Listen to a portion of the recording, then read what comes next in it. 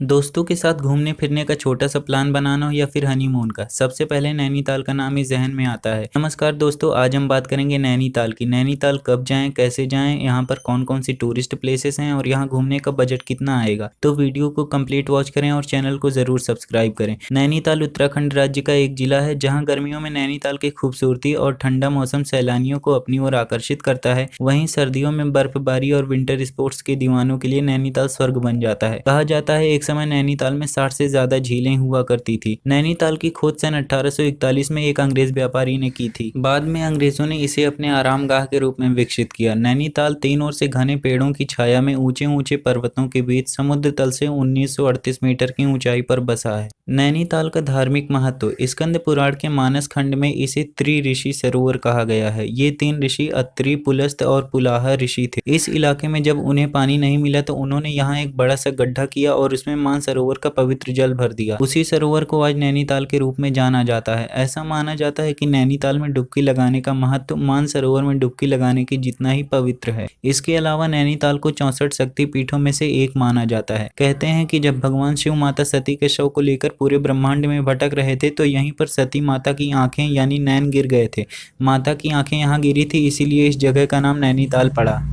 नैनीताल कैसे पहुंचे? नैनीताल NH87 यानी नेशनल हाईवे 87 के जरिए पूरे देश से जुड़ा हुआ है। नैनीताल में रेलवे और हवाई सेवाएं नहीं हैं, लेकिन यहाँ का सबसे नजदीकी रेलवे स्टेशन काठगोदाम में है, जो नैनीताल से 34 किलोमीटर की दूरी पर है। काठगोदाम से नैनीताल के लिए राज्य परिवहन की गाड़ियां दिन में हर समय उपलब्ध रहती हैं। इसके अलावा अगर आप प्राइवेट टैक्सी से जाते हैं तो आपको 400 रुपये चार्ज पड़ेगा, और अगर आप शेयर्ड टैक्सी से जाते हैं तो 100 रुपये पर पैसेंजर देना पड़ेगा। नैनीताल की दूरी कुछ प्रमुख शहरों से जैसे दिल्ली से 320 किलोमीटर, बरेली से 190 किलोमीटर, लखनऊ से 445 किलोमीटर और हरिद्वार से 234 किलोमीटर है। अगर आप नैनीताल जा रहे हैं तो याद रहे कि यहाँ शराब पीकर गाड़ी चलाना सख्त मना है। यहाँ गाड़ी में FM या म्यूजिक चलाना मना है। यहाँ चप्पल पहनकर ड्राइव करने पर भी चालान हो सकता है। गाड़ी में फर्स्ट एड बॉक्स होना बेहद जरूरी है और माल रोड पर पार्किंग मनाही है। और यही नहीं, माल रोड पर गाड़ी ले जाना चाहते हैं तो दिन के अलग अलग समय में अलग अलग टैक्स पे करना पड़ेगा। अगर आप गर्मी में नैनीताल जा रहे हैं तो एक जोड़ी गर्म कपड़े जरूर रख लें। यहाँ हल्की सी बारिश होने पर भी गर्मी के महीनों में जनवरी की तरह ठंड शुरू हो जाती है। गर्म कपड़े लेकर नहीं जाएंगे तो यहाँ की मशहूर भोटिया मार्केट में जेब ढीली करने का मौका जरूर मिल जाएगा। नैनीताल में होटल एवं रुकने की व्यवस्था। नैनीताल जाने से पहले ही सबसे ज्यादा चिंता इस बात की होती है कि ठहरने की क्या व्यवस्था है। यहाँ कई सरकारी गेस्ट और रेस्ट हाउस हैं जिन्हें बुक करके आप चैन से सफर का प्लान बना सकते हैं। यहाँ कुमाऊं गेस्ट हाउस में रुकने की अच्छी व्यवस्था है। यहाँ का फोन नंबर है 236350। इसके अलावा कुमाऊं मंडल विकास निगम के टूरिस्ट रेस्ट हाउस में भी कमरों की अच्छी व्यवस्था है, और इसके बारे में आप www.kmnv.gov.in वेबसाइट से भी जानकारी ले सकते हैं। इसके अलावा नैनीताल में प्राइवेट होटल्स की भी अच्छी व्यवस्था है। अगर आप पीक सीजन में जाते हैं जैसे अप्रैल, मई या जून में, तो होटल्स थोड़ा महंगे हो जाते हैं क्योंकि इस समय भारी तादाद में टूरिस्ट नैनीताल विजिट करने के लिए आते हैं। बट अगर आप ऑफ सीजन में जाते हैं तो बजट होटल्स आपको आसानी से मिल जाएंगे। अब बात करते हैं नैनीताल में टूरिस्ट प्लेसेस की। नैनी लेक और नैना देवी टेम्पल। नैनी लेक या नैनी झील की लंबाई करीब 1358 मीटर और चौड़ाई करीब 458 मीटर है।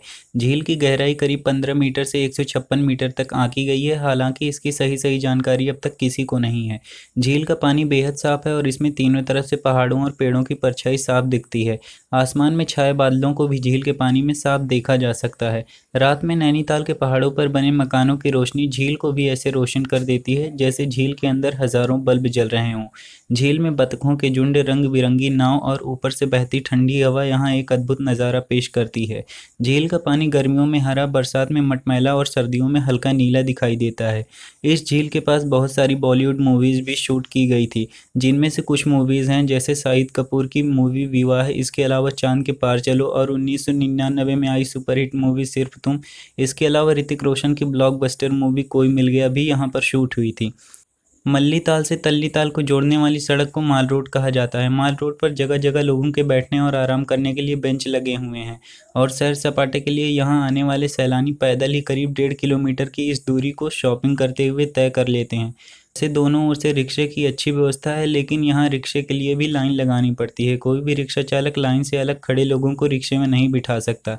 यह रिक्शा यूनियन का स्पष्ट निर्देश है। नैनीताल चिड़ियाघर। नैनीताल का चिड़ियाघर बस अड्डे से करीब 1 किलोमीटर दूर है। इसका नाम उत्तर प्रदेश के पहले मुख्यमंत्री और स्वतंत्रता सेनानी गोविंद बल्लभ पंत के नाम पर रखा गया है। आपको बता दें, उत्तराखंड पहले उत्तर प्रदेश का ही भाग था।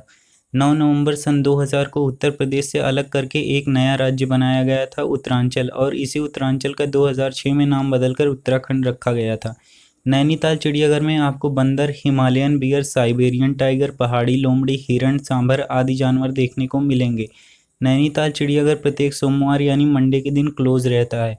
नैनीताल चिड़ियाघर की एंट्री फीस एडल्ट यानी बड़ों के लिए 50 रुपये और चिल्ड्रन यानी बच्चों के लिए 20 रुपये है। राजभवन, इसे गवर्नर हाउस भी कहा जाता है। ये इस्टेब्लिश हुआ था 1899 में। इंग्लैंड के बकिंघम पैलेस की तर्ज पर बनाए गए राजभवन का निर्माण अंग्रेजों ने उत्तर पश्चिमी क्षेत्र के गवर्नर के रहने के लिए किया था। अब यहाँ उत्तराखंड के राज्यपाल का निवास है और राज्य के अतिथि भी यहाँ आकर ठहरते हैं। 2 मंजिला इमारत में 113 कमरे हैं। यहाँ शानदार garden, golf course, swimming pool, Modi Heights एवं मुंशी हाइट्स जैसी जगहें देखने योग्य हैं। राजभवन की एंट्री फीस 50 रुपये है। राजभवन हर रविवार यानी संडे के दिन क्लोज रहता है।